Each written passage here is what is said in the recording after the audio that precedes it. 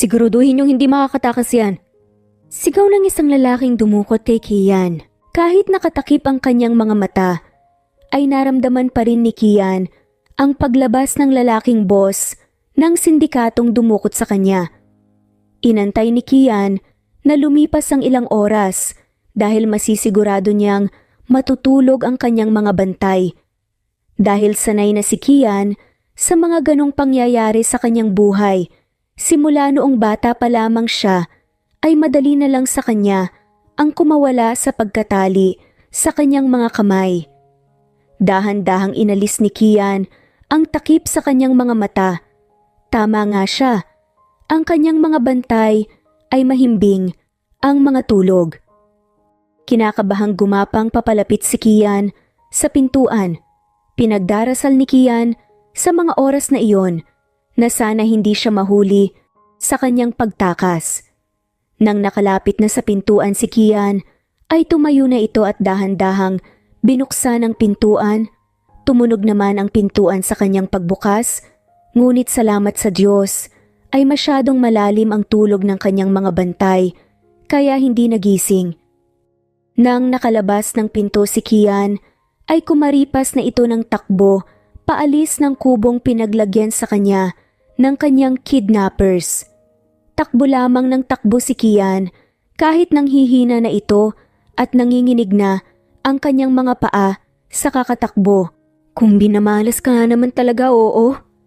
Galit na sigaw ni Kian nang narinig ang mga lalaking dumukot sa kanya sa hindi kalayuan. Napamura na lang nang malakas si Kian at muling tumakbo. Pilit nitong ginagalaw ang kanyang mga paang pagod na sa kakatakbo. Wala rin kasi itong lakas dahil hindi pa ito kumakain at umiinom ng tubig simula noong siya ay dinukot ng mga sindikato. Napasinghap ng malakas si Kian nang pinaputukan ito ng baril. Natumba ito at gumulong-gulong sa damuhan. Kinakabahan na tinignan ni Kian ang kanyang kamay na may dugo matapos hawakan ng banda ng natamaan sa kanyang tagiliran. Lord, ito na ba ang katapusan ko? Hindi pa ako nagkakaanak. Pilit na itinayo ni Kian ang kanyang sarili. Ang kanyang mga pangarap ang nagsilbing lakas nito para matiis ang sakit na kanyang nadarama at nagpatuloy sa pagtatakbo. Lumiwanag ang ekspresyon ni Kian nang nakakita ito ng parang kuweba na pwede niya pagtaguan. Hindi na lang nito inaasahan na sa pagpasok niya sa kuweba ay meron din itong labasan na nagpakita sa kanya sa isang kubo. Dali-daling pumasok si Kian sa kubo at namahinga. Napaupo ito sa sahig at napasandal sa pader habang hawak-hawak ang kanyang tagiliran na duguan. Hindi na lang namalaya ni Kian na nakatulog na ito at nakahiga sa sahig. Ilang minuto ang lumipas ay nagtatawanan ng isang kambal na lalaki na pumasok sa kubo. Nagulat na lang ang mga ito nang may nakita silang nakahandusay sa sahig. Nagtatakang nilapitan ito ng kambal na bata. Napangiti naman sila nang nakita ang mga mamahaling alahas at relo ni Kian. Aba, Biwan, tama ba itong nakikita natin? Nakangiting tanong nga ni Bito sa kanyang kakambal. Oo, Bito. Tama ang nakikita mo. May mabebenta na tayong pagkain. Masayang sigaw nga ni Biwan. Sige, kambal. Kapkapan na natin at baka may pera pa siya sa bulsa. Excited na utos ni Bito sa kanyang kakambal. Merong nakitang 100,000 ang kambal sa bulsa, ngunit wala ng iba. Kaya naman, ang 100 piso at ang kanyang alahas at relo na lang ang kanilang kinuha at ibinenta. Masaya at busog na busog ang kambal nang bumalik sila sa kubo. Nagtataka nga ang kambal dahil bakit hindi gumigising itong si Kian sa sahig. Nang lumapit ang isa sa kambal, ay nanlaki ang kanyang mga mata dahil merong dugo sa sahig na nanggaling kay Kian. Kambal, mukhang patay na ata tong si Lolo eh. Tignan mo nga oh, ang daming dugo. Natatarantang sigaw nga ni Biwan. Dugo? Sigurado ka bang dugo yan? Baka naman ketchup lang. Kunot noong tanong naman ni B2 habang naglalakad papalapit sa kakambal. Napasinghap na lang ito na totoo pala ang dugo na nakita ng kanyang kakambal. Agad na inasikaso naman ng kambal si Kian kahit na sobrang bigat nito. Pinagtulungan ng dalawang bata na hilain si Kian papalayo sa dugong kumalat. Inalis rin ng mga ito ang kanyang damit at kumuha ng malinis na lupot at tubig para punasan ang sugat. Dahil sa sakit na kanyang nararamdaman ay nagising si Kian. Nakita niyang mayroong dalawang batang nag-aasikaso sa kanya bago ito bumalik sa pagkatulog. Kahit hindi perpekto ay nagawang linisan ng kambal ang sugat ni Kian at binalot ng panibagong lupot. Lumipas ang ilang oras ay napuno ng kaba ang kambal dahil inapoy ng lagnat si Kian. Hindi nila alam kung ano ba ang dapat pa nilang gawin, pero alam nila o di kaya nararamdaman nila na sa mga oras na iyon na delikado ang buhay ni Kian. Magtawag na lang tayo ng tulong, Biwan. Naiiyak nga na sigaw ni Bito, pero baka pati tayo mapahamak. Kunot noong sigaw naman pabalik ni Biwan. Hindi kaya siya mamatay kasi ninakawan natin ang lolo? Nangingilid na ang mga luha ni Bito na nagtanong. Lord, hindi na po kami magnanakaw basta wag niyo na lang po siyang hayaan mamatay. Sorry na po. Umiiyak na panalangin naman ni B1. Ginaya naman ni B2 ang kakambal at umiiyak na nanalangin sa Diyos. Ilang oras ang lumipas ay nakatulog ang kambal, hindi malayo kay Kian sa kababantay nila sa kanya. Nagising naman si Kian, nanghihina pa ito ngunit nakahakot ito ng lakas para kumilos muli. Napansin niya ang kanyang sugat na nabalot ng ibang damit halata na ang gumawa ng pagkabalot ay ang mga bata. Napangiti naman si Kian sa kambal at nangako sa sarili na babawi ito sa kambal. Nanlaki na lang ang mga mata ni Kian nang nakitang wala na ang kanyang mga lahas at ang kanyang natitirang 100 sa bulsa. Pati na rin ang kanyang relo ay nawala. Nakangising tinignan ni Kian ang kambal na mahimbing ang tulog. Pati 100, hindi niyo pinalagpas. Ang aga niyo naman atang maningil ng bayad sa tulong niyo. Saad nga ni Kian. Hindi alam ni Kian, nagising pala ang kambal at narinig ang kanyang sinabi. Pasilip-silip ang kambal kay Kian. Patuloy ang kanilang pagpapanggap na sila ay tulog habang sinisilip kung tulog na si Kian. Muli ngang natulog si Kian. Nakahinga naman ng maluwag ang kambal at nakangiting nagkatinginan. Biwan, tara bili tayo ng pagkain niya para hindi na tayo pagalitan kapag gising. Mahinang sabi naman ni B2 sa kanyang kakambal na tumango bilang pagsang ayon sa plano ng kakambal. Dahan-dahan naglakas ang kambal paalis ng kubo nang biglang nagsalita si Kian. Napatalon pa nga sa gulat ang kambal nang biglang nagsalita si Kian. Napalunok ng laway ang kambal. Habang nililingon si Kian, akala nila ay tulog na si Kian, yun pala ay nakapikit lamang. Gusto ko sana yung may sabaw kung pwede. Sige po, bibilhan ka namin sa isang kondisyon. Matapang na sigaw ni B1. Bibigyan pa kita ng tubig. Kasunod na sigaw naman ni B2. Napatango-tango na nga lamang si Kian. Aba, ayos sige anong kondisyon nyo? Wag mo po kaming ipakulong. Naiiyak nga na sigaw nga ni B1. Natawa naman si Kian. Sinigurado nito sa kambal na hindi niya ipapakulong ang magkambal. At nagpasalamat pa nga ito dahil sa kanilang tulong. Nakahinga naman ng maluwag ang kambal nang nasigurado nila na hindi sila madedehado kay Kian ay naging komportable na ang mga bata kay Kian at kinulit ito ng mga tanong. Naaliw naman na sinagot ni Kian isa-isa ang kanilang katanungan. Binilhan na rin ng kambal ng pagkain si Kian mula sa natitirang pera na kanilang nakuha sa pagbenta ng alahas ni Kian. Pinagsilbihan naman ng kambal si Kian hanggang sa tuluyan na itong lumakas. Nagpatulong si Kian na makatakas sa bukid-bukid na hindi nahahanap ng kanyang mga kidnappers. Dahil sa tulong ng kambal ay nakalabas na rin si Kian at nakapunta sa highway. Agad namang humingi ng tulong si Kian at mga bata na maisugod si Kian sa hospital. Pagdating sa hospital ay nagpatulong si Kian na makontak ang kanyang sekretary at sa mga kapulisan para hanapin ang mga dumukot sa kanya. Kahit na nasa hospital na si Kian at maayos ang lagay, ay hindi niya pa rin pinapaalis sa kanyang tabi ang kambal. Sinunod naman ng kambal si Kian. Bakit nga pala B1 at B2 ang pangalan niyo? Sino nagpangalan sa inyo? Tanong nga ni Kian. Narinig lang po namin sa mga tao sa bayan na yan ang tawag sa amin kaya inakala namin na pangalan namin yan, pero sila po pala ang nagbigay ng pangalan. Sad nga ng kambal. Kaya yun na rin po ang ginamit namin na pangalan. Bakit mo natanong? Nagtatakang tanong naman ni B2. Kunot noong tinignan nga ni Kian ang kambal. Nagpigil naman ng tawa si Mark na kanyang sekretary at kanang kamay sa gilid habang pinapakinggan yun.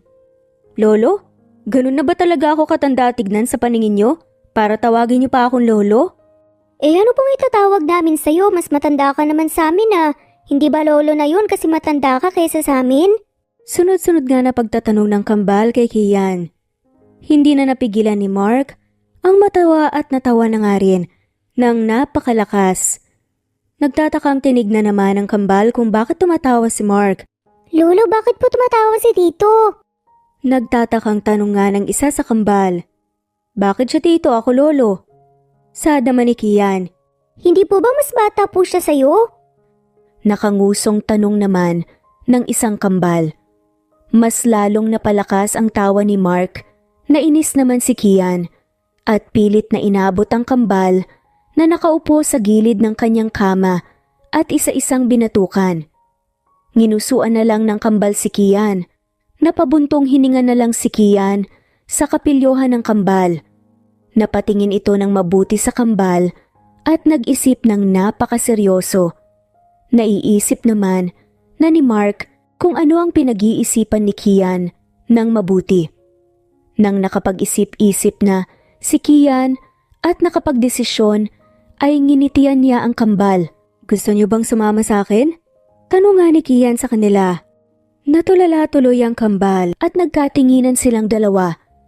Lakas loob na tinignan ng panganay sa dalawa si Kian. Namangha naman si Kian sa tapang na ipinapakita sa kanya ng isa sa kambal habang ang isa ay nagtatago sa likod ng kanyang kuya. Ano pong ipatatrabaho niyo sa amin? Matapang na tanong ng isa sa mga bata. Nagulat naman sina Mark at Kian sa bata. Agad na tinanong ni Kian kung bakit naisip ng bata na magtratrabaho sila kay Kian. Inikwento naman ng mga bata ang kanilang mga nakaranasan. Kaya pala, mas pinili nilang magnakaw sa mga tindahan at mga tao para mabuhay ay dahil kapag may nagtatawag sa kanila, nakukupkop ay inaalila ang mga ito. Nakaramdam ng awa si Kian, si Mark naman ay nakaramdam ng galit sa mga taong umalila sa mga bata.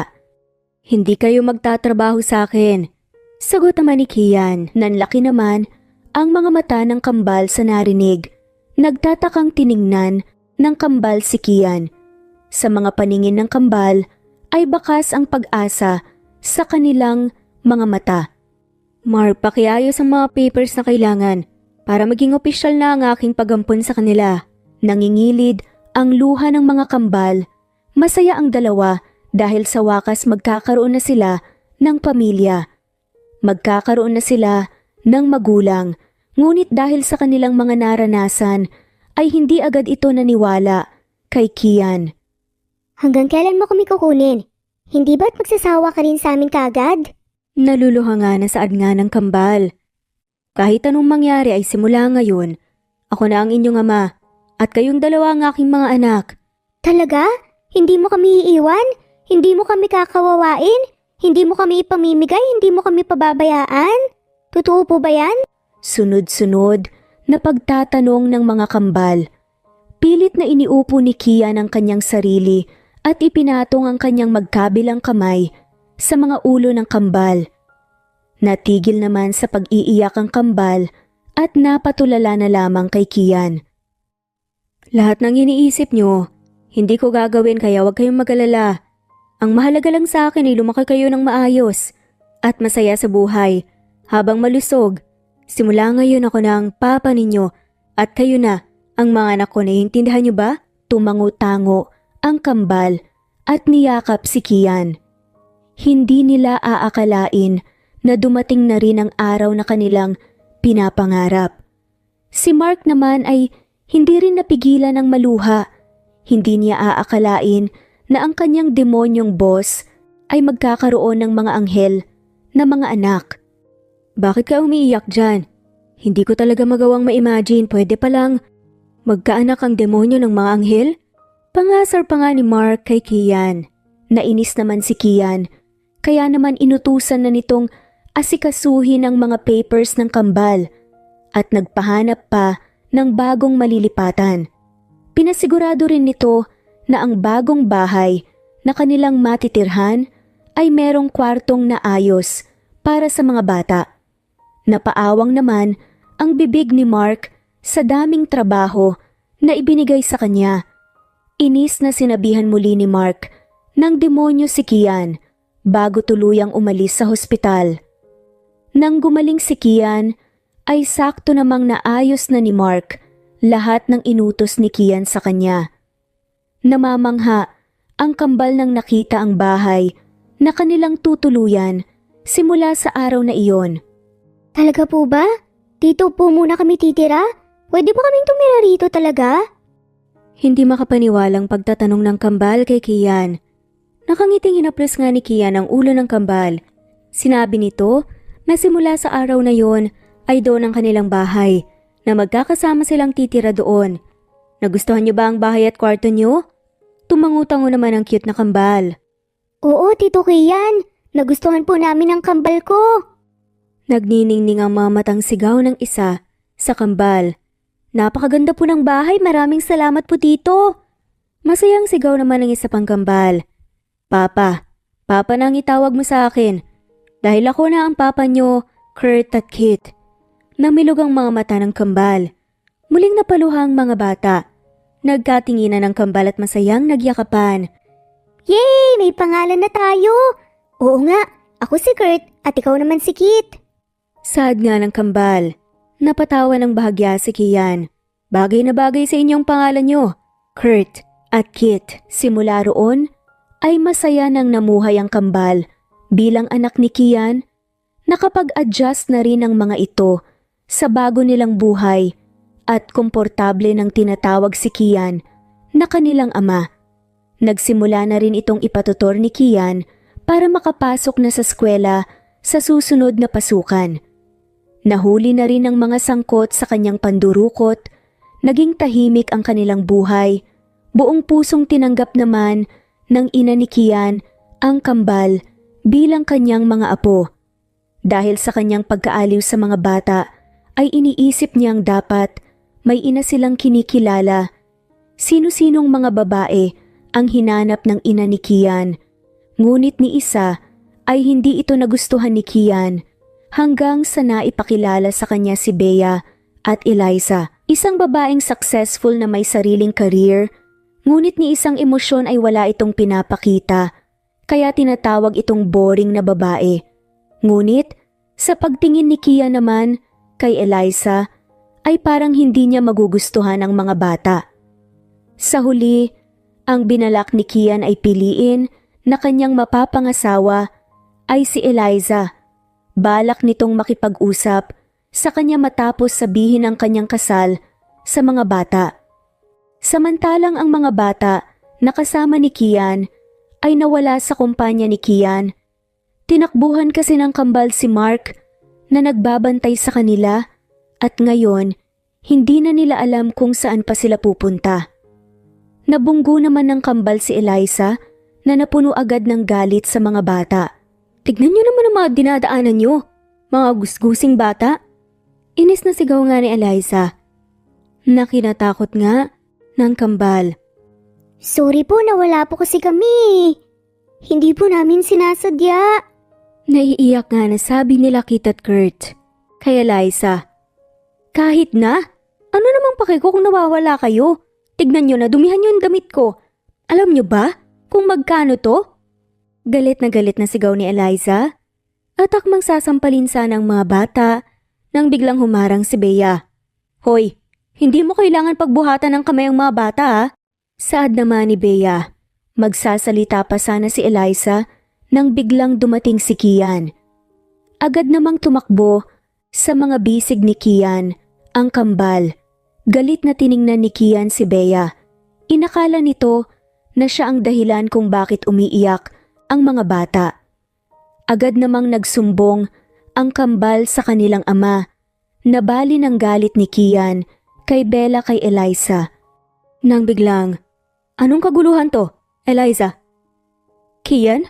Hindi ko alam na kakilala mo palang mga bata. Ano kasi? Nadumihan kasi nila yung damit ko. Kaya medyo nagalit ako. Kinakabahan na sabi ni Eliza. Iniisip nito na baka hindi siya piliin ni Kian dahil sa nangyari.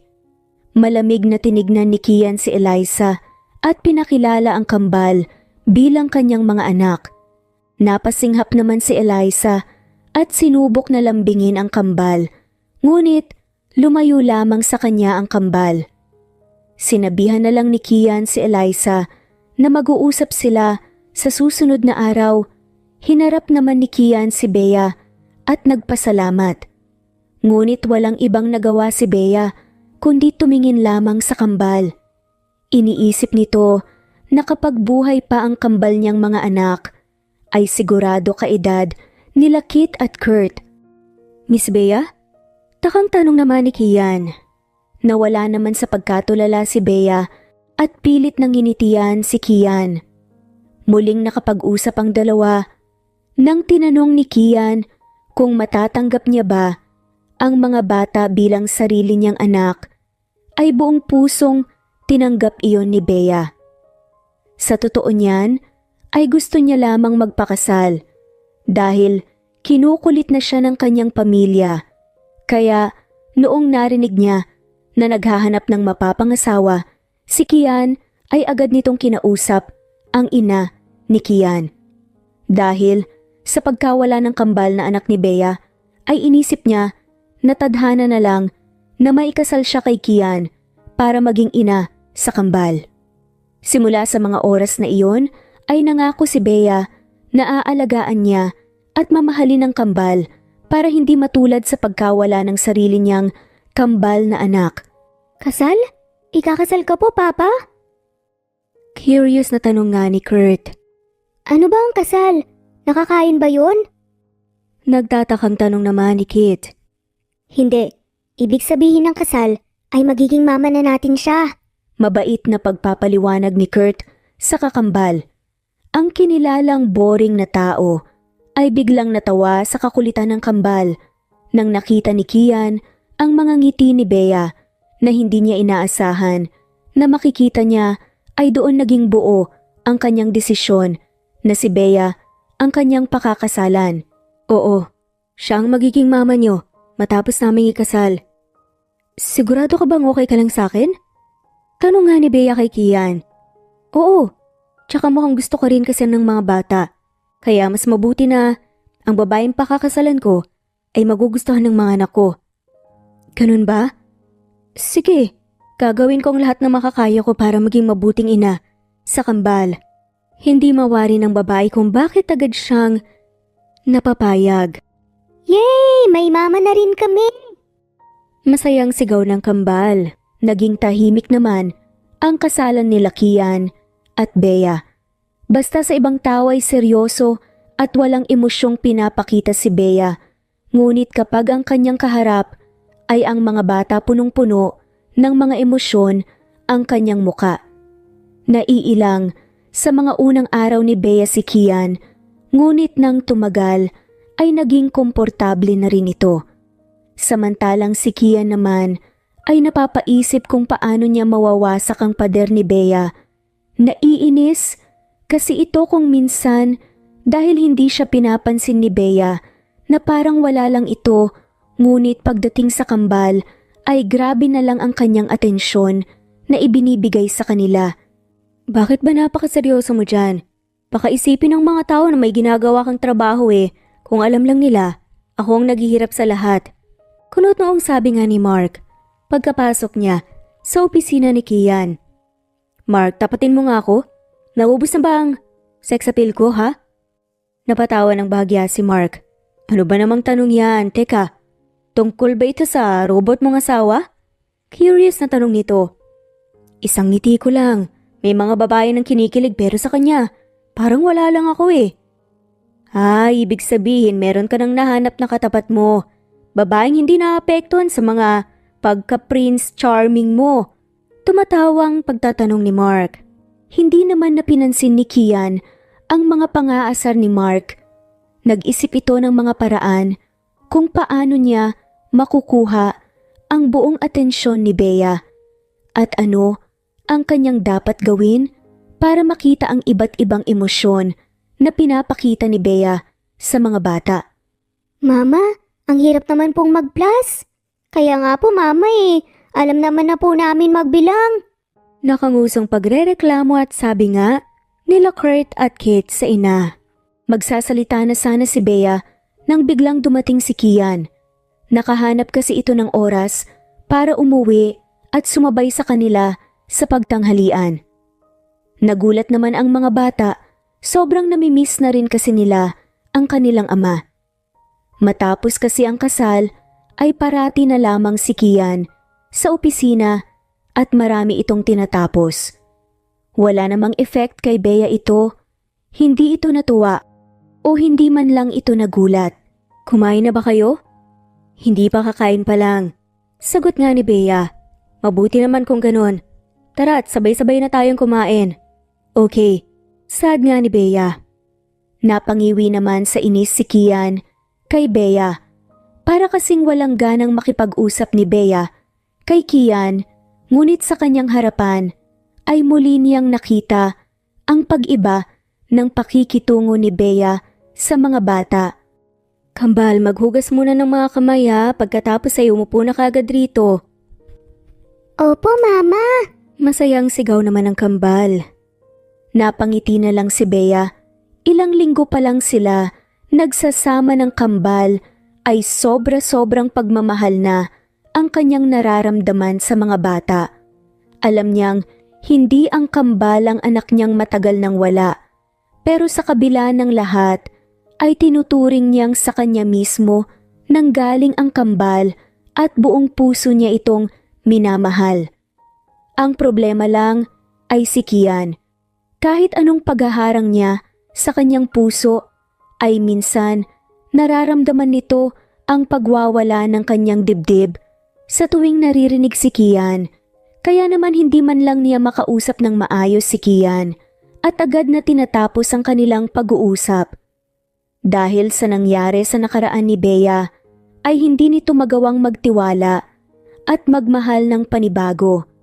Ngunit kay Kian ay may kakaiba itong nararamdaman, lalo na kapag nakikita ang malalalim na pagtingin sa kanya ni Kian. Paulit-ulit na sinasabi ng kanyang puso na ibaba na ang harang, ngunit sa kanyang isipan ay sinasabi nitong katulad rin siya ng kanyang dating kasintahan. Naririnig ko lang ng buo ang boses mo kapag kausap mo ang mga bata. Ganun ba? Hindi naman. Sagot nga ni Bea. Minsan nga naiisip ko na lang na iniiwasan mo ko eh. Unless, iniiwasan mo nga talaga ako. Tanong nga ni Kian ng deretsahan. Ha? Bakit naman kita iiwasan? Ewan ko, pakiramdam ko lang. Napalunok na lang ng kaba si Bea at agad na tinalikuran si Kian. Hindi nito inaasahan na matalas pala ang pakiramdam ni Kian. Agad na inasikaso ni Bea ang Kambal habang si Kian naman ay masayang pinapanood ang kanyang mag-iina. Sa hindi maintindihang paraan ay pakiramdam nito na siya ay buong buo sa tuwing nakikita niya ang kanyang pamilya kahit nakinasal lamang sila ni Bea dahil sa sarili nilang interest. Isa-isang hinalikan ni Kian ang mga noo ng kanyang kambal na anak. Nagtakatinginan naman sina Bea at Kian. Kinakabahan na napapaisip si Kian kung hahalikan niya ba ang kanyang asawa, ngunit nawalan ito ng lakas ng loob. Aalis na sana itong si Kian nang biglang hinila ng isa sa kambal ang kanyang damit. "Bakit anak?" tanong nga ni Kian. Hindi mo po ba halikan po si Mama? Curious na tanong nga ni Kurt. Oo nga, Papa. Bakit ayaw mo po ba kay Mama? Nagtatakang tanong naman ni Kit. Ako? Hindi na. Bakit naman ako hahalikan ng papa niyo? Pautal-utal naman na saad ni Bea. At nakatingin nga ng malalim kay Kian. Namilog ang mga mata ni Kian simula noong nagsama sila ni Bea sa iisang buong matapos ang kanilang kasal ay tanging simpleng tawa at ngiti lamang ang kanyang nakita kapag kaharap lamang ang mga bata. Pero sa mga oras na iyon ay napabilis ang tibok ng puso ni Kian dahil nakita niya ang namumulang si Bea at nahihiya. Mas lalong pinabilis ang tibok ng puso ni Kian nang nakita niya ang pasulyap-sulyap na tingin ni Bea sa kanya. Iniisip kasi ni Bea na wala naman sigurong masama na halikan siya ng kanyang asawa kahit na para sa mga bata lang, ngunit hindi niya mapigilan ang kiligin sa kanyang kaloob-looban. Dahan-dahan na hinila ni Kian si Bea mula sa kanyang bewang, mas lalong namula naman si Bea at nang nakita ni Bea ang papalapit na mukha ni Kian, ay bigla itong napanguso at napapikit ng madiin. Laking gulat na lang ni Bea na hinalikan siya ni Kian sa gilid lamang ng kanyang mga labi. Napanguso na lang si Bea patago, ngunit napansin pa rin iyon ni Kian. Sahad tuloy ng lalaki? Gusto mo ba na sa labi ka ikis? Pwede naman. Akmang hahalikan muli ni Kian si Bea nang bigla itong tinulak sa mukha ni Bea. Hoy, bakit mo naman gustong mahalikan ako sa lips? Kaharap natin ang mga bata o ano ka ba? Inilapit naman ni Kian ang kanyang bibig sa tenga ni Bea at huminga ito doon. Nagsitayuan ang balahibo ni Bea nang naramdaman ang hininga ni Kian sa kanyang balat. Napangiti naman si Kian, napakasaya ng kanyang pakiramdam dahil sa wakas ay may effect na ito kay Bea. Sa wakas ay may pinapakita ng reaksyon at emosyon si Bea sa kanya. Mamayang gabi na lang natin ituloy ang gusto mo aking asawa kapag hindi na natin kaharap ang mga bata. Saad ni Kian. Ni isang balak wala ako no, kaya tigilan mo nga ako. Mama, bakit po? May secret po ba kayo ni Papa na away po sa amin? Mama, may sakit ka po ba? Color red po yung mukha mo oh. Curious na tanong nga ni Kit at naghalalang sigaw naman ni Kurt nang magkasunod. Natawa naman si Kian, tuwang-tuwa ito sa lahat ng nangyayari na mas lalong nagpamula sa mukha ni Bea. Muling hinalikan ni Kian sa noo si Bea na ikinagulat naman nito at nagpaalam na. Sa mga sumunod na araw ay dahil sa mga pangungulit at panglalandi sa kanya ni Kian ay hindi na nagawang magpakaseryoso ni Bea. Lagi na lang itong nahihiya sa tuwing kaharap niya si Kian. Naiinis na nga ito sa kanyang sarili dahil nagpapadala ito sa mga pagbibiro ni Kian. Hindi na lang alam ni Bea na nahuhulog na sa kanya si Kian. Minsan nga ay nahuhuli pa ni Mark si Kian na tumatawa mag-isa sa kanyang opisina kakaisip sa mga cute na reaksyon ni Bea kay Kian. Hindi ko akalain na ang pagbibiro ko ay darating sa ganito. Ang halin, boss? Ang paghulog mo sa asawa mo? Nakangising pagtatanong pa nga ni Mark na tila inaasar nga ang lalaki. Nagulat naman si Kian sa biglang pagsulpot ni Mark sa kanyang harapan. Hindi man lang nito napansin ang pagpasok ni Mark sa kanyang opisina. Pakiramdam tuloy nito ay sinasakop na ni Bea ang kanyang buong pag-iisip na hindi na ito makapag-focus sa kanyang trabaho. Pati na rin itong si Bea ay halos mabaliw na sa kakaisip kay Kian. Hindi nito matanggap kung bakit niya laging nai-imagine ang paglapat ng bibig nilang dalawa ni Bea. Nang napatulog na ni Bea ang mga bata, ay agad na napainom ito. Inom ito ng inom dahil sa inis sa kanyang nararamdaman. Hindi talaga niya matanggap na merong lalaking nakapagwasak ng pader sa kanyang puso nang ganun-ganun na lang.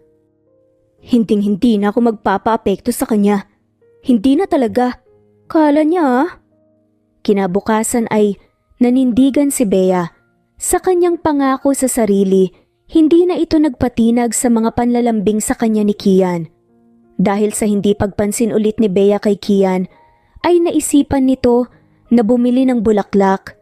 Malawak ang ngiti nitong umuwi na may daladalang napakalaking bouquet. Wow, Papa, ang laki naman po niyan. Para kay Mama po ba yan, Papa?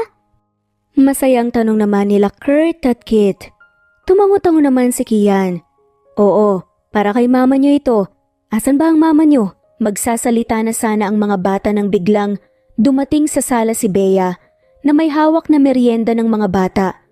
Walang emosyong binati ni Bea si Kian at agad na binali ng kanyang atensyon sa kambal.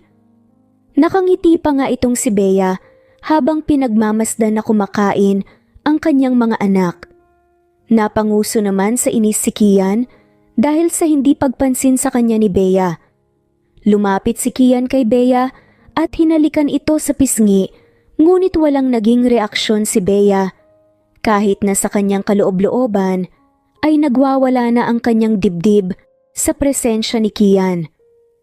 Sinubukan muling lambingin ni Kian si Bea, ngunit wala itong reaksyon at tanging narinig niya lamang sa kanya ay simpleng, "Okay lang." Aking asawa, nagsisilbing ilaw sa aking buhay na madilim. Nang nakita ko itong bulaklak, agad kong naalala ang iyong kagandahan kaya naman, binili ko ito para sa iyo. Sad pa nga ni Kian at parang nagtutula pa nga talaga. Nakatingin lamang si Bea kay Kian, kunot noong napaisip si Kian kung ano pa ang dapat niyang gawin. Walang emosyon itong nilagpasan ni Bea na nagmamadaling pumunta sa kanilang kwarto, ngunit hinabol ito ni Kian at lumuhod. Walang emosyong kinuha ni Bea ang bulaklak. Thank you. At sa susunod hindi mo na ako kailangan bilhan pa ng ganito. Hindi ako mahilig sa bulaklak. Malamig na nagsalita si Bea at hindi na kinausap muli si Kian. Magsasalita pa sana si Kian, ngunit mabilis na naglakad si Bea papasok sa kanilang kwarto. Agad na nilok ni Bea ang kwarto at napasandal sa pintuan. Hingal na hingal ito dahil pag-akyat niya sa hagdan ay agad itong tumakbo papasok sa kanilang kwarto ni Kian. Delikado yon. Konti na lang manlalambot na naman ako. Sad nga ni Bea. Samantalang si Kian ay natulala sa hindi pagpansin sa kanya ni Bea na parang wala lang ito. Pinagtawanan naman ng kambal ang kanilang ama. Papa, wala kang originality, ginaya mo po yung pinanood natin kagabi. Kaya nga Papa, tignan mo, hindi tuloy natuwa si Mama. Natatawang pangasar naman na sabi nila Kit at Kurt. Napasimangot naman si Kian. Habang nakahiga sila sa kama ni Bea, ay nakatitig lamang ito kay Bea na pilit na sinusubukang matulog. Pero dahil sa pagtingin sa kanya ni Kian, ay hindi niya magawa-gawang makuha ang kanyang antok. May gusto ka bang sabihin? Tanong nga ni Bea. Wala ba talagang epekto ang kagwapuhan ko sa'yo?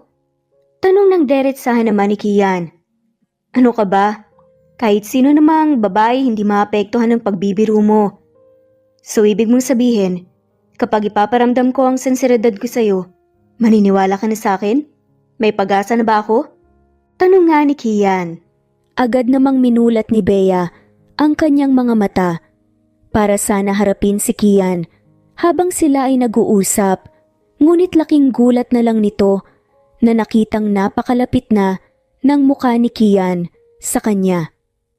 Bumilis na naman ang tibok ng puso ni Bea at iniisip na delikadong-delikado ang sitwasyon.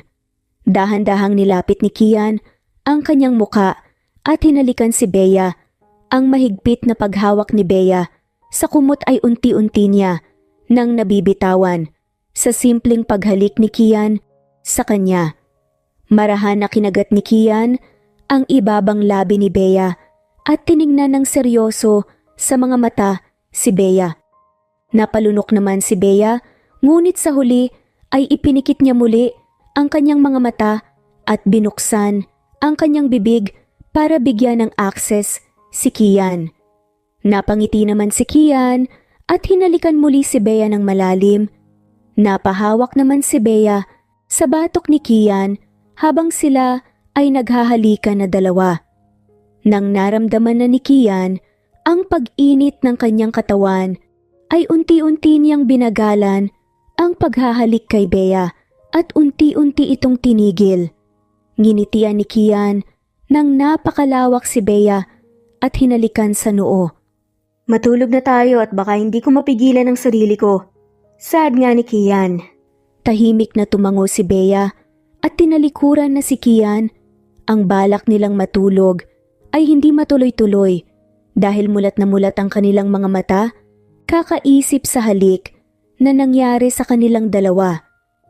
Hindi naman na napigilan ni Kian ang sarili at kinausap na si Bea. Ngayong pinakita ko na ang sinseridad ko, naniniwala ka na ba na hindi ako basta-basta nagbibiro lamang sa mga pinapakita ko sa'yo? Napailing si Bea. Hindi ko alam. Paano hindi mo alam, Bea? Nagugulo ang tanong pa rin ni Kian at talagang kinukulit nga ang babae. Huminga ng malalim si Bea at tuluyan ng ibinaba ang pader na kanyang pilit na inihaharang sa kanyang puso. Nangungusap ang mga mata ni Bea na hinarap si Kian at tiningnan sa kanyang mga mata. Namumula ito at pilit na inilalabas ang kanyang gustong sabihin. Ha? Hindi ko alam kasi kulang ang pinaramdam mo. Hindi ko naman kaagad na malalaman kung seryoso ka. Sa ganun kaikling. Hindi naman na natapos ni Bea ang kanyang sasabihin dahil sa muling pang-akin ni Kian sa kanyang mga labi. Malalim at puno ng pagsasabik ang naging halikan ng dalawa. Binitawan na ni Bea ng tuluyan ang kumot at pinulupot ang kanyang mga kamay sa leeg ni Kian. Sa gitna ng kanilang halikan ay pinosisyon na ni Kian ang kanyang sarili sa ibabaw ni Bea. Itinigil ni Kian ang halikan at tinignan ng mabuti si Bea. Tatanungin niya sana ito kung talagang okay lang sa kanya, ngunit hinila muli ni Bea ang mukha ni Kian at hinalikan ito. Napangiti naman si Kian sa gitna ng kanilang halikan. Isa-isang tinanggal na ni Bea at Kian ang kanilang mga damit habang sila ay naghahalikan. Agad na naglakbay ang kamay ni Kian sa dibdib ni Bea na mas lalong nagpainit kay Bea.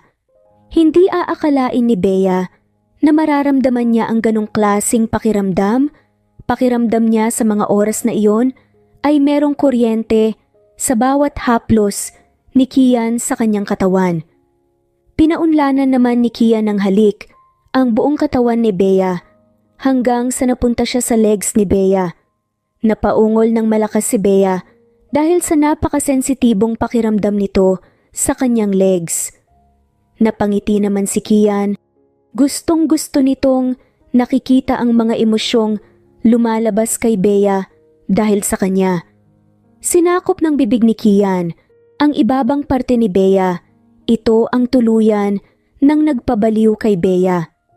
Malakas na mga ungol ang tanging maririnig sa kwarto nila Kian at Bea. Kian, sandali. Hindi ko na mapigilan baka... Napasinghap ng malakas si Bea at hindi na natuloy ang kanyang sasabihin nang mas lalong binilisan ni Kian ang paggalaw ng kanyang dila hanggang sa nailabas na ni Bea ang dapat mailabas. Hingal naman si Bea, ngunit agad na nakalimutan nito ang kanyang pagod na nararamdaman nang nakita ang armas na tinatago ni Kian. Namilog ang kanyang mga mata at napapaisip kung kakayanin niya ba ang laki. Hindi ba ako mawawasak dyan? Sad pa nga ni Bea, masisiraan ka lang ng bait ngayong gabi. Pagbibiro naman ni Kian. Gulat na tinitignan ni Bea si Kian na malawak na nakangisi. Nilaro na muna ni Kian ang kanyang armas sa ibabang parte ni Bea bago niya ito dahan-dahang pinasok. Napamura naman si Kian nang paulit-ulit hanggang sa tuluyan niya nang naipasok ang kanyang sarili kay Bea. Sa una ay dahan-dahan na binabayo ni Kian si Bea. Doon pa lang ay napapaungol na nang paulit-ulit si Bea. Ngunit nang biglang nilakasan at binilisan ni Kian ay doon naman napalakas ang ungol ni Bea. Dahil sa mga ungol ni Bea, kay Kian ay mas lalong umiinit ang pakiramdam ni Kian kaya mas lalo itong nagaganahan sa pagbabayo. Pakiramdam ni Kian sa mga oras na iyon ay parang musika ang ungol ni Bea. Nagpatuloy ang dalawa sa kanilang pag-iisang puso hanggang sa mismong katawan na nila ang kusang bumigay. Kinabukasan ay bakas sa pakikitungo ni Bea at Kian sa isa't isa ang kanilang pagiging sweet. Ang gaan-gaan ng pakiramdam ni Kian na pwede na itong lumipad sa sobrang saya na nararamdaman. Dahil sa kanilang pagiging sweet ay naapektuhan ng dalawa ang kambal. Tuwang-tuwa ang dalawa dahil iniisip nila na magkasundo na ang kanilang magulang. Hindi ka ba papasok sa trabaho?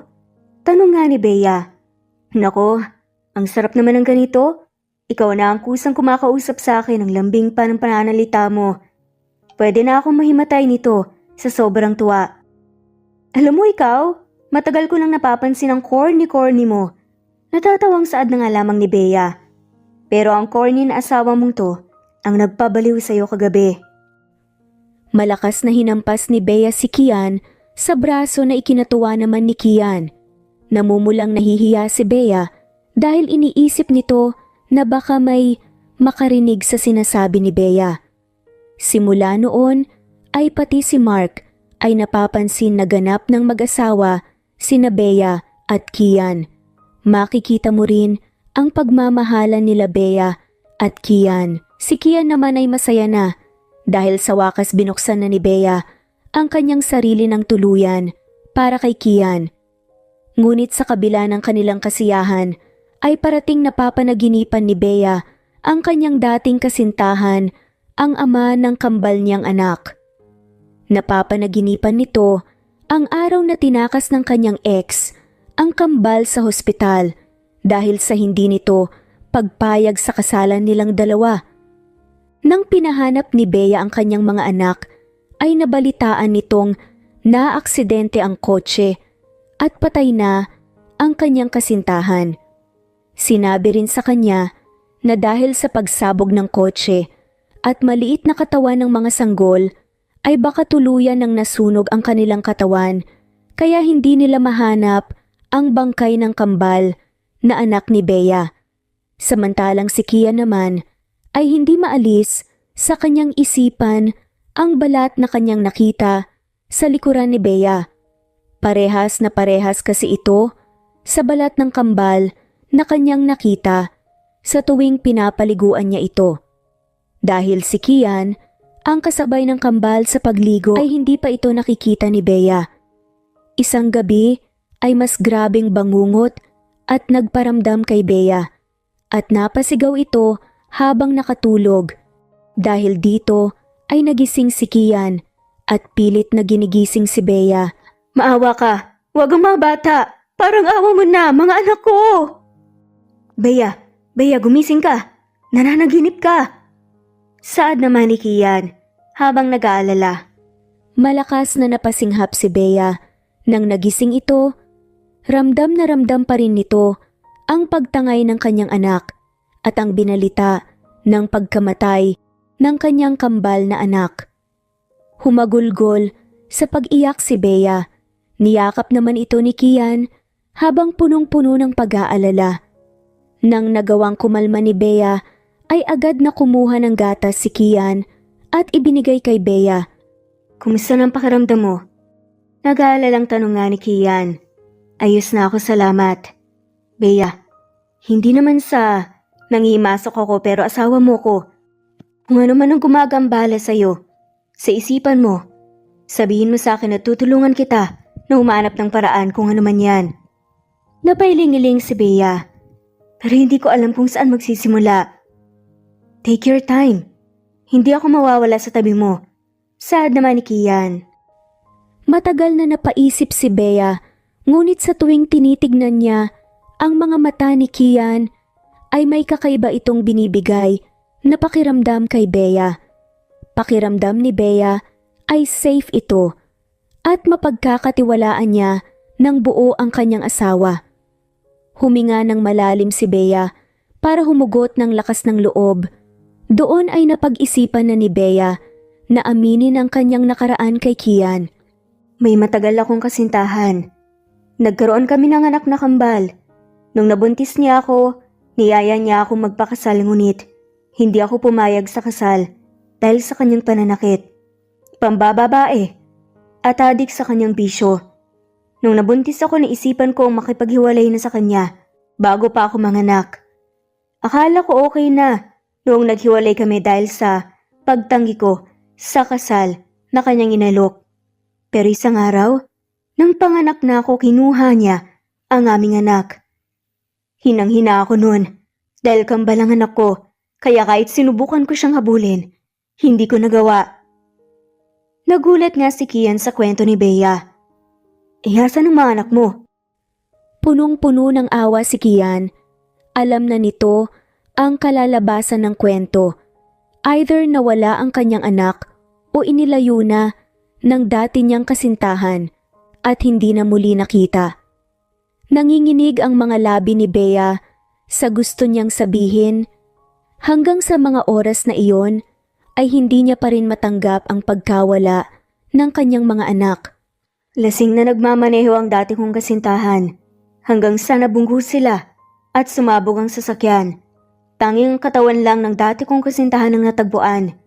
Ang sabi sa akin, dahil maliit lamang ang masanggol ko, ay tuluyan nang nasunog ang kanilang katawan. Pero hindi na na-recover pa. Malungkot na tinignan ni Kian si Bea. Ngayon alam na niya ang rason kung bakit napakatigas ni Bea at halos walang emosyong mailabas. Yun pala ay nawala ang kanyang sarili sa pagkawala ng kanyang mga anak. Niyakap na lamang ni Kian si Bea. Wala itong mahanap na sapat na salita para sabihin sa asawa. Humahagulgol sa pag-iyak si Bea habang yakap-yakap si Kian. Tahimik na dinamayan naman ito ni Kian, ngunit biglang naalala ni Kian ang kambal niyang anak. Iniisip nito na baka sina Kurt at Kit ang tunay na anak ni Bea dahil sa balat na nakita ni Kian sa katawan ng kambal na kapareha ni Bea. Nang nagawang patulugin na ni Kian si Bea matapos itong mapagod sa kakaiyak, ay kinuha ni Kian ang toothbrush ni Bea at ng mga bata. Pagpasok nito, kinabukasan sa trabaho ay dumaan muna ito sa hospital para ipasagawa ang DNA test result. Iniisip nito na kapag si Bea ang tunay na ina ng kambal, ay tiyak na matutuwa si Bea at ang mga bata. Gusto nga nitong sabihin kaagad sa kanyang pamilya pero ayaw niyang paasahin ng basta-basta si Bea. Nagtatakang tiningnan naman ni Eliza si Kian sa hospital sa mga kilos kasi ni Kian ay parang may importante itong ginagawa. Sinubaybayan ni Eliza si Kian mula sa malayo at inantay muna itong umalis. Ginawa lahat ni Eliza ang kanyang makakaya para malaman kung ano ang ipinunta ni Kian sa hospital. Tinanong nito kung kailan lalabas ang resulta at pinilit niya ang kanyang kakilala sa hospital. Nakuhanan siya ng kopya ng resulta ng DNA. Samantalang si Bea ay naman nagtataka sa kinikilos ni Kian dahil ilang araw niya na itong nakitang balisa. Nang nakahanap ng tiyempo si Bea, ay agad niyang tinanong ang iniisip ni Kian. Iniisip ko lang na, paano kung nabuhay ang kambal at nahanap mo sila? Iiwan mo ba kami? May magbabago ba sa atin? Sunod-sunod na tanong nga ni Kian. Napailing-iling naman si Bea. Siyempre wala. Kung sakali mang mahanap ko ang aking mga anak, hindi ko iiwan ang mga anak natin. Masyado ko nang mahal sina Kurt at Kit para iwan pa sila. Ikaw, kaya mo bang tanggapin ang mga anak ko kung sakali? Ngumiti naman si Kian at hinawakan ng kamay nito. Oo naman. Niyakap na lang ni Kian si Bea. Masaya nga itong si Kian dahil kahit na malaman man ni Bea na ang kambal nilang anak ay ang mga anak niyang nawala sa kanya, ay hindi ito mawawalan ng lugar sa buhay nila. Sa mga sumunod na araw ay masayang nagsama ang magkapamilya. Lagi na ring nakikipag-usap si Bea kay Kian. Pakiramdam nga ni Kian ay ibang tao ang kanyang pinakasalan sa kanyang kaharap ngayon.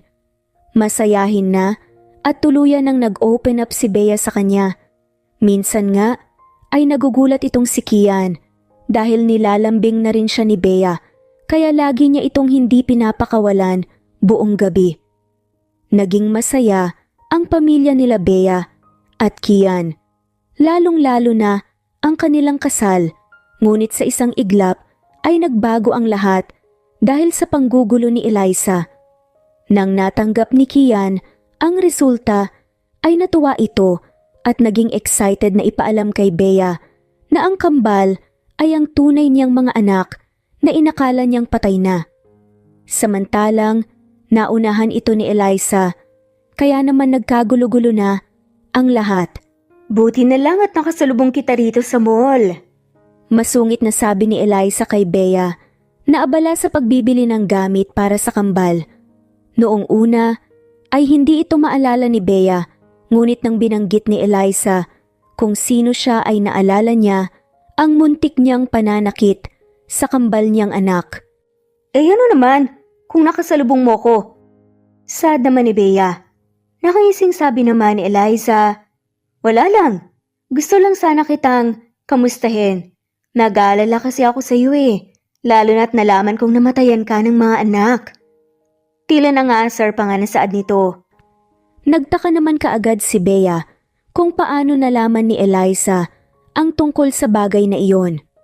Pagkakaalala niya ay konting tao lang ang nakakaalam ng kanyang nakaraan. Dumilim ang ekspresyon ni Bea at marahas na hinila si Eliza sa braso papunta sa isang banda sa mall na walang masyadong tao. Saan mo yan nalaman? Takang tanong tuloy ni Bea. Diyan lang.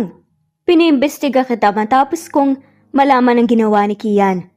Alam mo ba na ang kambal na inaakala mong nawala ay nasa tabi mo lang? Alam mo ba na habang nagluluksa ka sa pagkawala ng iyong mga anak na buhay naman ay alam ito ng asawa mo?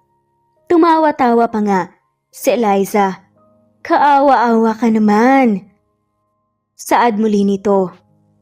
Masaya si Eliza sa nangyayari dahil sa wakas ay makakabawi siya kay Kian na hindi siya pinili bilang kanyang asawa at kay Bea dahil sa pagiging asawa lamang ito ni Kian. Matapos kasi nitong malaman ang resulta ng DNA ay nagtaka itong si Eliza at naghakot ng impormasyon para malaman ang nakaraan ni Bea. Totoo ba yung mga sinasabi mo? Nangingilid ang luhang tanong nga ni Bea. Bakit hindi mo tanungin ang asawa mong malihim? Kawawa ka naman talaga, Bea. Hindi mo siguro inakala, ikaw pala ang tunay na ina ng kambal na inakala mong magiging stepmother ka lang. Mas lalong hindi mo siguro inakala na ang lalaking pinakasalan mo ay niloloko ka lamang pala. Tinawanan ni Eliza si Bea na hindi na napigilan ang kanyang mga luha. Nang nakita ni Eliza na wala na siyang mapapala kay Bea na balisa habang umiiyak, ay napangiti na lang ito at naging proud sa kanyang ginawa. Pagka-uwi ni Bea ay lumuluha itong tinignan ang kambal na masaya siyang sinalubong. Niyakap niya ito ng napakahigpit at pinaliguan ng mga halik sa muka at ulo. Natawa na lang ang kambal dahil sa biglaang paglambing ng mga bata sa kanila. Pagka-uwi ni Kian ay excited nitong hinanap ang kanyang asawa. Nakita na lamang niya ito sa kanilang kwarto na umiinom mag-isa sa balkoni nila. Nagtaka naman si Kian at napag-isipan na may nangyaring di maganda kay Bea dahil sa kanyang itsura. Malamig dyan sa labas Halika na, mag-jacket ka. Masuyong saad nga ni Kian. Paano mo nagawa sa akin to, ha? Pinano mo bang lahat? Galit na tanong ni Bea. Napakunot noo si Kian. Ano bang sinasabi mo? Ano bang ibig mong sabihin, ha? Ang kambal ng mga anak natin ay ang kambal ng mga anak ko na inakala kong patay na. Paano mo nalaman? Tanong ni Kian. So wala ka talagang balak ipaalam sa akin to? Naguguluhang tiningnan ni Kian si Bea. Naguguluhan ito kung paano nalaman kaagad ni Bea ang balita na tunay niyang anak ang kambal. Iniisip ni Kian kung may pinagsabihan ba ito, pero wala itong maalalang kinausap niyang ibang tao tungkol sa DNA test. Gusto ko lang malaman kung paano mo nalaman ang lahat ng yan. Kakakuha ko pa lang naman ang resulta kaninang umaga. Sasabihin ko naman sa iyo sana. Sasabihin? Baka naman matagal mo na talagang alam. Kailan mo pa ako niloloko? Tanong ni Bea. Anong niloloko? Hindi kita niloloko, Bea. Ni minsan hindi ko naisip na lokohin ka. Maniwala ka sa akin, kanina ko lang nalaman ng mga anak natin ay ang kambal na nawala sa'yo. Paano ko maniniwala sa'yo? Kanina mo lang nalaman pero sabi ni Eliza matagal mo nang alam. Nagtaka si Kian. Eliza? Ni minsan hindi nga kami nag-usap ni Eliza. Huwag mo akong gawing tanga. Hanggang kailan ka ba talaga magsisinungaling sa akin Parehas lang ba talaga kayo ng ex ko? Sinubukang lapitan ni Kian si Bea para lambingin ito, ngunit masyadong galit si Bea. Hindi na nito alam kung pagkakatiwalaan niya pa ba si Kian o hindi. Kabadong-kabado si Kian sa ipinapakitang galit sa kanya ni Bea. Gulong-gulo ito at kabadong baka iwan siya ni Bea kasama ang mga bata kapag hindi niya ayusin ang kanilang hindi pagkakaintindihan. Maniwala ka naman sa akin, Bea. Wala akong intensyon na itago sa iyo ang bagay na yan. Alam ko kung ano ang pinagdadaanan mo kaya hindi ko balak saktan ka. Isa pa yan. Ikaw lang ang pinaglabasan ko ng bagay na yan mula sa aking nakaraan. Pero paano nalaman ni Eliza? Ang sabihin mo matagal na kayong nagkikita nang hindi ko alam. Paano lamang nalaman ni Eliza ang mga bagay na yan? Ikaw lang naman nakakaalam kung hindi kayo malapit sa isa't isa. Hindi makapagsalita si Kian. Hindi na nito alam ang kanyang sasabihin. Alam rin nito na kahit anong sabihin niya para ipaglaban ang kanyang sarili ay hindi na ito papasok kay Bea dahil sa kanyang galit. Pinilit na lumapit ni Kian kay Bea kahit na pinagtataboy niya na ito. Hindi gusto ni Kian na mapalayo muli ang loob ni Bea sa kanya matapos niyang ibaba lahat ng pader na kanyang itinayo sa kanyang puso. Masaya na sila, pero bakit ganun ang nangyayari? Sobrang takot na takot si Kian, na kaya kahit anong sabihin ni Bea na umalis siya at paghahampas sa kanyang katawan, ay niyakap niya pa rin si Bea. Walang namamagitan sa amin ni Eliza. Minsan ko lang siya nakita. Yun ay noong nagpakilala siya na gustong maikasal sa akin. Nagluksa ako ng napakatagal, Kian. Pero bakit mo pinagkait sa akin ang katotohanan na makilala ang anak ko? Buong akala ko'y patay na sila. Alam mo ba ang pakiramdam nun, ha? Alam ko, Bea.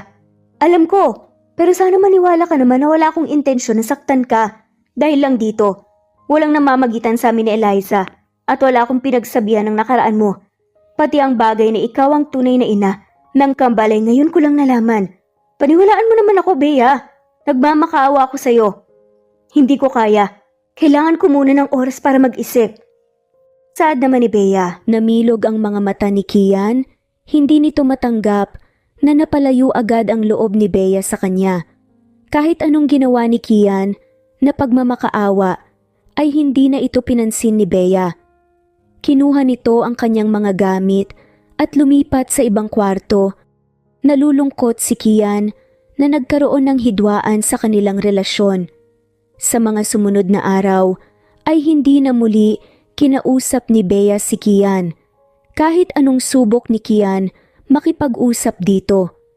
Nagtataka na rin ang kambal nilang anak kung bakit biglang nagbago ang pakikitungo ng kanilang mga magulang. Mama, magkakalit po ba kayo ni Papa? Hindi po ba hindi maganda ang nag-aaway po, Mama? Nakangusot malungkot pa nga na tanong nila Kurt at Kit. Pagpasensyahan niyo na muna kami ni Papa ha. Hindi lang kami magkaintindihan talaga. Patawarin niyo kami anak. Sad pa nga ni Bea. Kung dati ay walang emosyong hinaharap at nakikitungo si Bea, kay Kian ngayon ay puno ng galit ang mga paningin ni Bea kay Kian. Parang sinasaksak ng paulit-ulit ang puso ni Kian sa tuwing pinaparamdam ni Bea na galit ito kay Kian. Mas lalong naglulumo si Kian nang nakikita niyang masaya ang mag-iina. Hindi naman magawang makihalubilo ni Kian dahil natatakot ito na kapag siya ay lumapit sa mga ito ay masisira lamang ang kanilang kasiyahan. Ilang subok pa rin ang ginawa ni Kian para malambing ang asawa at humingi ng tawad kahit na alam niyang wala siyang ginawang mali. Pero kahit anong gawin at sabihin nito ay tuluyan ng nasira ang samahan nila ni Bea. Mama, bakit po laging wala si Papa? Hindi na po siya nakikipaglaro sa atin dati-rati po. Lagi niya kaming nilalaro ni Kambal. Ayaw na ba sa amin ni Papa, Mama? Malungkot nga at naiiyak na sabi nila Kurt at Kit. Hindi totoo yan mga anak. Alam niyo namang mahal na mahal kayo ng ama niyo. Marami lang talaga siyang ginagawa sa trabaho. Pagdadahilan naman ni Bea. Nalulungkot naman si Bea na nakikitang nangungulila ang kanyang mga anak kay Kian. Isang araw ay minuminutong kinukulit ng Kambal ang kanilang ina para puntahan ng ama. Hindi kasi umuwi si Kian nang 2 araw na pati si Bea ay nag-aalala. Sa totoo niyan ay sa opisina na nanirahan si Kian, hindi nito kayang harapin ang mag-iina dahil nasasaktan ito. Pakiramdam ni Kian ay nawalan nito ng lugar sa buhay ng mag-iina. Kahit na miss na ni Kian ang Kambal at si Bea ay ayaw na nitong makadagdag sa sakit na naramdaman ni Bea kaya siya na ang mismong umiwas. Tanging pagtingin na lang sa litrato ng Kambal ang nagagawa ni Kian. Mama, please. Gusto lang po namin makita si Papa. Umiyak na sabi ni Kit. Pati na nga si Kurt ay kinukulit na nga rin ni Bea. Napuntahan ang kanilang ama. Napabuntong hininga na lang si Bea at pumayag sa kagustuhan ng Kambal. Pinagluto rin ni Bea si Kian nang makakain nito para maging rason niya sa kanilang pagpunta sa opisina. Habang nasa sasakyan si Bea at Kambal ay natanong ni Bea kung paano sila nagkakilala ni Kian. Kwinento naman ng Kambal ang mga nangyari. Nagulat na lamang si Bea nang nalaman iyon. Sa mga oras na iyon ay inamin na rin ni Bea ang tungkol sa tunay na pagiging ina nito sa Kambal. Alam niyo ba na ako ang totoo niyong mama? Tanong nga ni Bea. Pero bakit wala po kayo? Bakit niyo po kami hinayaan po sa kalsada? Lagi po kaming gutom, Mama. Kung hindi namin nakilala si Papa, ay sigurado po na nasa kalsada pa rin po kami. Kaya nga po namin siya nakilala eh. Blinakmail pa nga po namin siya.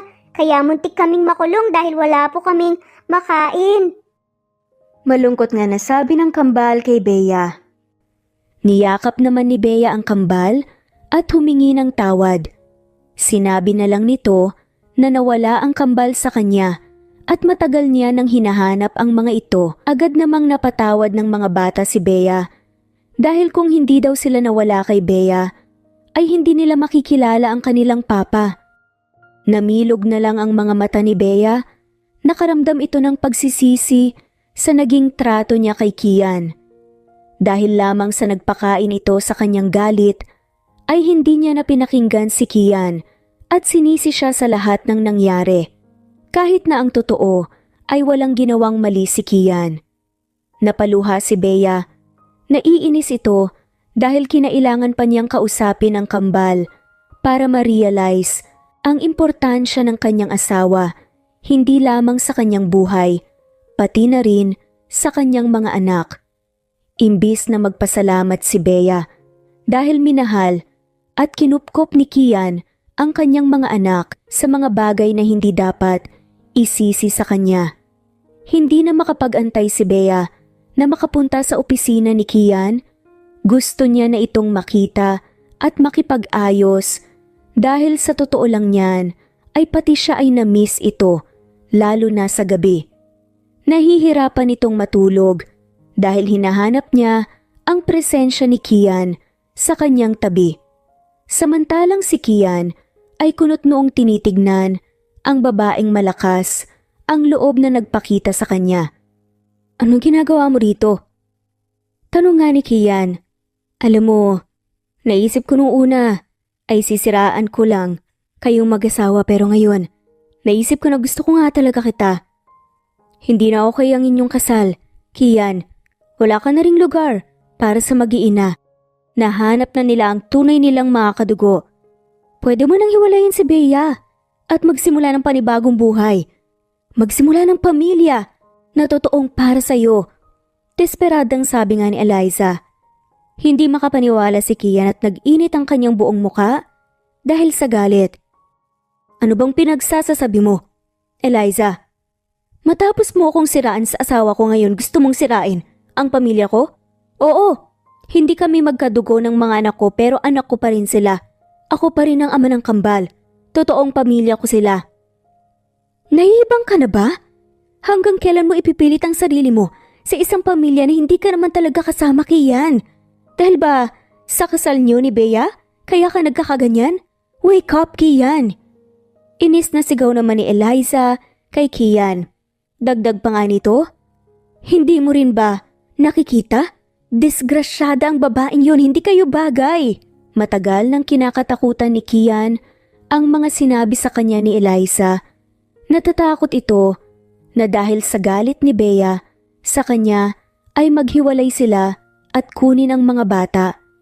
Kahit naman kunin ni Bea ang mga bata, ay pakiramdam ni Kian ay wala itong karapatan ipaglaban ng mga bata dahil si Bea lang ang totoong magulang ng mga ito. Napangisi naman si Eliza nang nakitang hindi na makapagsalita si Kian. Iniisip nito na konti na lang at mapapasa kanya na si Kian.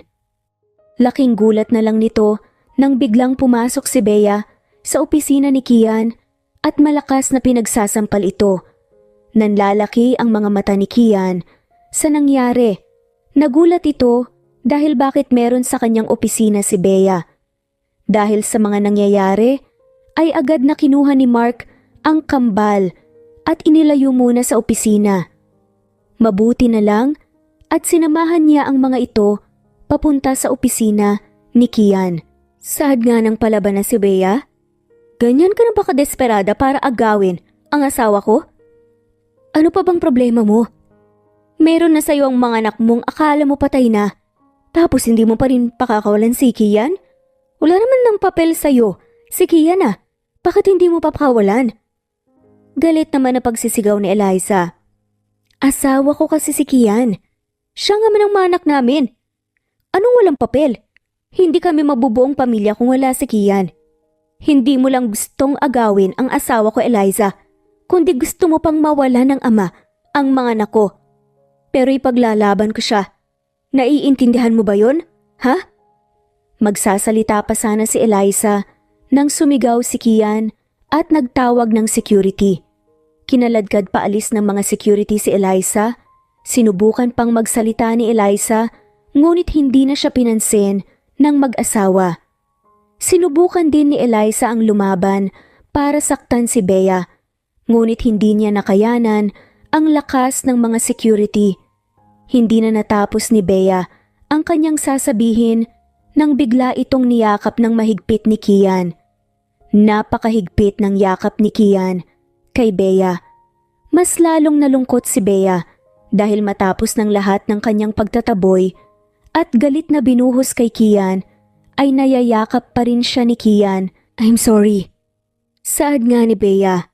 Shh, it's fine. Wala na yon, basta ang importante okay ng lahat. Okay na, hayaan mo na. Mahal na mahal kita, Kian. Saad na nga ni Bea. Nanlaki ang mga mata ni Kian sa pag-amin ni Bea ng kanyang nararamdaman. Agad nitong pinunas ang kanyang mga luha at hinalikan si Bea sa kanyang mga labi. Muli namang nagyakapan ang dalawa na ikinatuwa ng kambal noong tumakbo sila papasok sa opisina. Yay! Bati na sila mama at papa! Masayang sigaw ng mga bata. Lumiwanag naman ang mukha ni Kian nang nakita ang kanyang mga anak at niyakap rin ito. Kahit na nakauwi na ang mga ito, patuloy pa rin sa paghingi ng tawad si Bea kay Kian, pero ang sinasabi lang nito ay okay na ang lahat dahil ang importante sa kanya ay ang nalinis na ang kanyang pangalan. Humingi rin ng tawad si Kian dahil hindi niya kaagad sinabi ang kanyang hinala tungkol sa kambal at inantay pa ang resulta ng DNA. Ayaw lang naman nitong paasahin si Bea dahil sa kanyang haka-haka. Bumalik naman sa normal ang lahat, masaya nang nagkakasama ang pamilya. Nawala na isipan ni Kian na wala itong lugar sa mag-iina dahil lamang sa siya lang ang hindi naugnay sa kanila. Si Bea naman ay buong puso nang pinagkatiwalaan si Kian at kinalimutan ang kanyang nakaraan. Nag-focus na lang ito na pagsilbihan ang kanyang pamilya. Mas lalo ring lumalim ang pagmamahalan nila Bea at Kian ng tumagal. Sobrang lalim na kahit anong mangyari ay hindi na basta-basta masisira ang kanilang relasyon. Mama, papa, malapit na po ang birthday ni Papa Jesus. Makakatanggap na kami ng mga regalo. Excited na sabi nga nila Kurt at Kit. Ano ba ang gusto niyong regalo? Pag-isipan niyong mabuti. Tanong naman ni Bea. Darating din po ba si Santa Claus para po sa mga gusto naming regalo? Nakangiting tanong nga ni Kit. Christmas kaya meron si Santa Claus, Kit? Halika sabihin natin sa Christmas tree ang gusto nating regalo para hindi magkamali si Santa Claus. Masayang sabi ni Kurt sa kanyang kakambal at hinila na nga papunta sa harap ng Christmas tree. Sabay na pinikit ng kambal ang kanilang mga mata at hiniling ang kanilang matagal na hinihintay. Santa Claus, sana regaluhan mo po kami ng baby sister. Mahinang sabi nga ni Kit. Huwag mong kalilimutan Santa Claus, sa baby sister po ang gusto naming regalo. Masayang sabi naman ni Kurt. Napangisi naman si Kian na hiniling ng mga ito ang ganon at napatingin kay Bea na hindi makapaniwala sa narinig. Paano ba yan? Baby sister daw, tara. Gawa na tayo para matupad naman ang hiling nila. Grabe naman yung paniniwala nila. Natupad na yung hiling nila, no? Ewan ko nga lang kung sister to. Nanlaki naman ang mga mata ni Kian sa gulat. Pabalik-balik ang tingin ni Kian kay Bea at sa kanyang tiyan na hinahaplos ni Bea. Natawa naman si Bea sa naging reaksyon ni Kian. Halata kasi sa itsura ni Kian na hindi ito makapaniwala sa kanyang narinig. Anong ibig mong sabihin? Tanong ni Kian. Ang ibig kong sabihin hindi na natin kailangan gumawa dahil nakagawa na tayo. Sagot ni Bea. Nang ano? Nang kapatid ng kambal. Sana nga babae para magkaroon na tayo ng babae at saka matupad yung wish nila. Babae yung, ha? Kapatid? In denial pa rin si Kian at hindi pa rin makapaniwala. Mas lalong napalakas ang tawa ni Bea sa natataranta at hindi makapaniwalang itsura ni Kian. Ayaw naman agad kasing maniwala ni Kian dahil baka nagbibiro lamang ang kanyang asawa. Pilit na pinapasok ni Kian sa kanyang isipan na buntis si Bea, ngunit hindi pa rin ito makapaniwala. Nakangiting, umiiling-iling na lang si Bea at kinuha ang kamay ni Kian at inilagay sa kanyang tiyan. Magiging tatay ka na ulit, may ading na ang kambal. Natupad na ang hiling nila. Magkakaanak na tayo, Kian. Masaya at excited na saad nga ni Bea. Isa-isang nagsibagsakan ang mga luha ni Kian at napayuko. Humahagulgol ito sa sobrang tuwa. Napakasaya nito dahil may isang anghel na dadagdag sa kanilang pamilya. Hindi magawang magsalita ni Kian dahil sa sobrang tuwa at pag-iiyak. Niyakap na lang ni Kian si Bea na masayang niyakap naman pabalik ni Bea.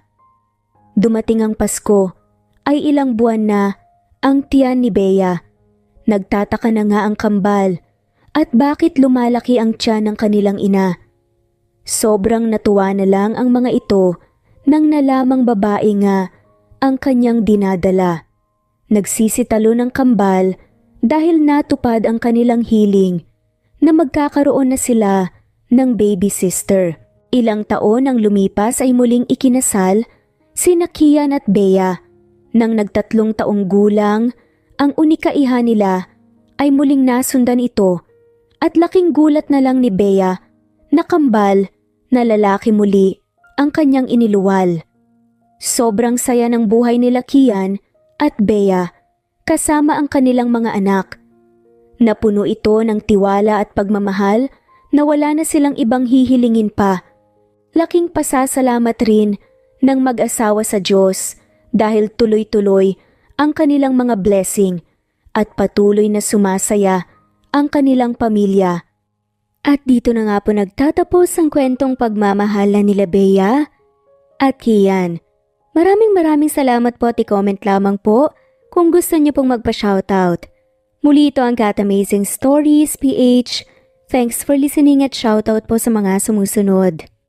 Maria Luisa San Jose, Nelia Redublo, Raymond Oloroso, Evelyn, Nesbeth Hanaban, Jesusa, Marilu Borja, Jimmy Amit, Ivy Balabag, Alma Durana, Elimana Lily, Ivy, Chris C., Evelyn San Carlos, Wenoni Anya Lucas of Bacolod, Luis Coker, Miras Channel, Sincerely Abisede, Kagome, Fatima Yusores, Cheat Bayod, Jill Des-M, Rosemary Vasquez, Rosemary Palaganas, Elvie Candontol, Juby Hernandez, Fe Purisima, Ona Bascogin, Jocelyn Tancinco, Pres Cavilla Havana, Timberly Abagon, Aro Matayra, Flor Cabrera, Aliyah Calisin, Leonila Perea, Veronica Briseño, Teo Dato Damasco, Merlina Aparta, Merlin Baroza, Eman Lang Malakas, Elizabeth Gilas, Hailey Balajay, Susan Upaga, Aurora Rubia, Jacqueline Nali, Grace Cubar, Juliet Caday Annalie Flor, Linda Guba, Fe Navares, Ana Victoria, Riza Reyes, Pasita Eliazar, Merly Pura, Estelita Mahia, Anis Hoson, Aileen Laganya, Lilibet Bastan, Epifania De Ocares, Mercy Villantes, Teresita Schmid, Luz Dompa, Amores Melanie, Kuya Ato, Lilian Bebe, Merlin Diaz, Fe, Rubiro, Merlilin, Romana Gorospe, Fe, Imelda Forteza, Epifania, Carmencita Falcon, Renato, Remedis, Evangeline Zamora, Ana Belpilar, Eli Bitasolo, Jelly Tampos, Geraldine De Jesus, Helen Murillo, Innocent Binary Code, Lolita Sikat, Ismael, Gemma Palansag, Chris Pulodayaan, Nash, Judy Acta, Hartley, Zenaida Porter, Rosemary Corpus, Nori, Julieta Hermosura, Rose Henzola, Ana Victoria, Presbyteros Rose Mira Carandan,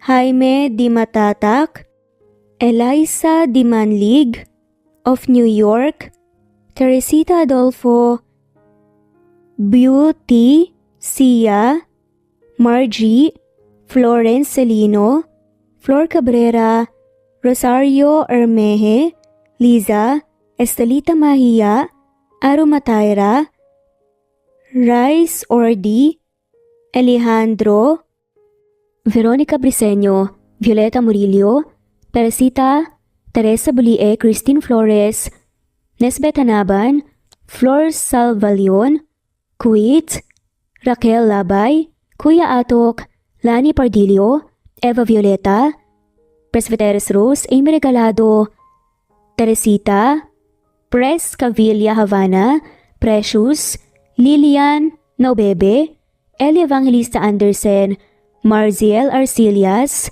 Rosemary Palaganas, Rose Martinito, Ding Liege, Alexa Gomez, Jomira Bueno, Amy Fenovares, Irma Emma, Lali Emralino, Tortillas Gaming, Matea Estrera, Annalie Flor, Rosemary Tinito, Rosemary Palaganas, Excelsis Tagala, Emily Kinlog, Rosemary, MM, Penning Escal, Neri Cabangon, Lucia Baldo, Rosemary Vasquez, Londono Villas, Faye, Rosemary, Angelo, Vicky Adlaon, Mercy Villantes, Rezeline Unday, Allen, Ace, Nino Regidor, Jeyo Cadtec, Escapades Matilda, Irma Valerio, Agustina Aniceto, Cecilia Alvior, Naitan Canada,